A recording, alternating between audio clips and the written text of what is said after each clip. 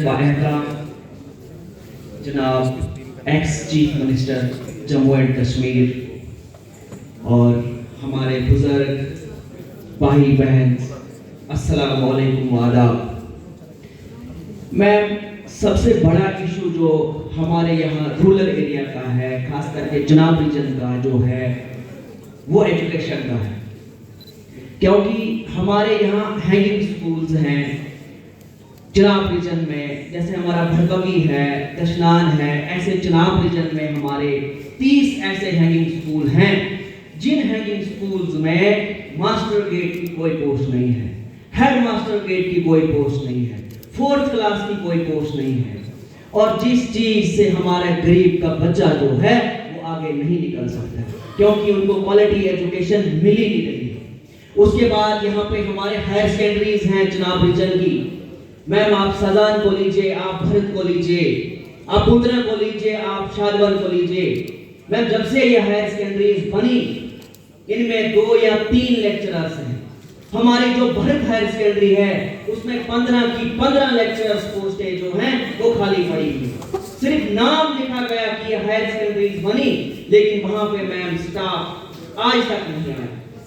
इसलिए हम ये आपसे चाहते हैं कि जब आप इक़्तिदार में आए तो आपकी सबसे फर्स्ट प्रायोरिटी जो होनी चाहिए वो एजुकेशन होनी चाहिए। क्योंकि गुर्बत को लड़ने के लिए और गुर्बत को खत्म करने के लिए हमारे पास एक ही वेपन है, वो है एजुकेशन।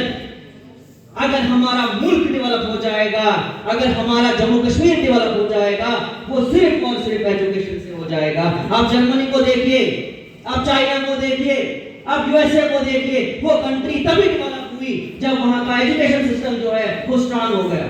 लेकिन हमारे रूरल एरियाज में देखिए आप, हमारा एजुकेशन का निजाम जो है यहाँ डिफंक्ट हो चुका है, क्योंकि हमारे पास इंफ्रास्ट्रक्चर नहीं है, स्कूल्स में स्टाफ नहीं है।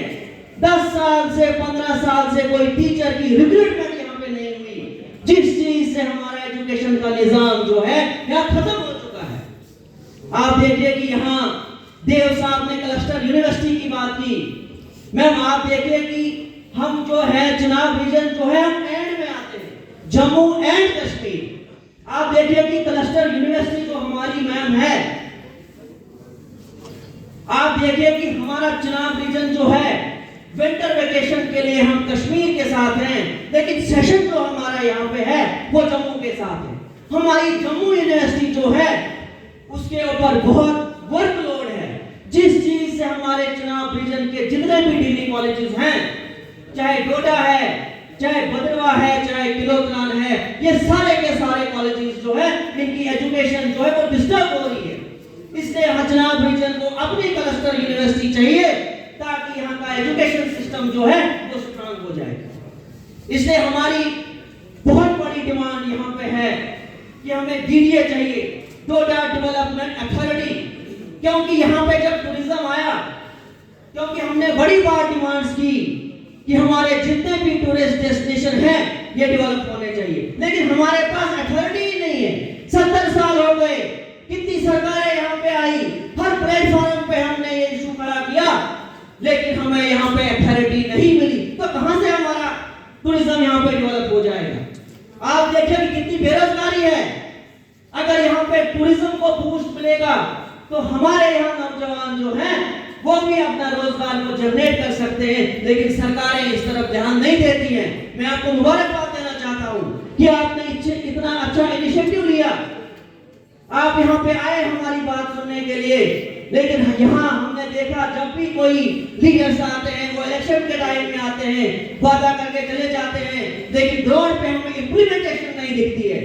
इसलिए हम मुबारकबाद देना चाहते हैं आपको कि आप आए हमारी बात सुनने के लिए। आप देखिए कि वीर पंचाल को ST2 का स्टेटस मिला, राजौरी पुंछ को, लेकिन हमारा चुनाव रीजन जो हम भी पहाड़ पे रहते हैं। आप दानिव जानपुर को देखिए, आप पेशा को देखिए, आप गुंगा बलेसा के लास्ट एरिया में जाएंगे, हम भी यहाँ पहाड़ पे रहते हैं, लेकिन हमारे साथ डिस्क्रिमिनेशन हुआ। आप देखिए कि एक कॉन्स्टिट्यूंसी को दिया गया, हमारा LOP साहब है, उसने स्पेशल इलेक्शन जीतने के लिए वहां पे उसने ST2 का स्टेटस लाया, लेकिन हमारे यहाँ चुनाव रीजन को ST2 का स्टेटस नहीं मिला। क्यों? हम पॉलिटिकली ऑर्फन हैं। इसलिए हम आपसे अपील करते हैं कि जब आप सत्ता में आएंगे, आप हमारे चुनाव रीजन के लिए लड़ेंगे। यहाँ का एजुकेशन सिस्टम जो है वो स्ट्रांग होना चाहिए, उस चीज के लड़ेंगे आप। इसलिए मैम लास्ट में मैं यही कहना चाहूंगा कि आपने जो ये इनिशिएटिव लिया, इस इनिशिएटिव पे काम होना चाहिए।